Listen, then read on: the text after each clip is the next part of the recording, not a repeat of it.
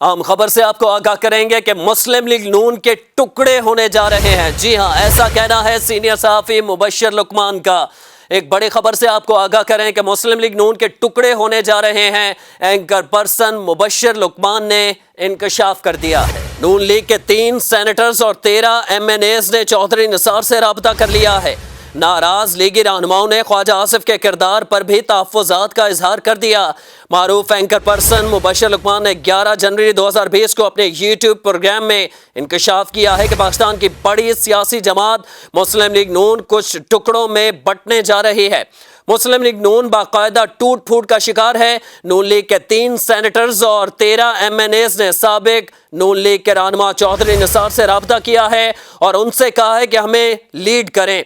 लीगी अरकान ने ख्वाजा आसिफ के किरदार पर भी तहफ़्फ़ुज़ात का इजहार कर दिया है।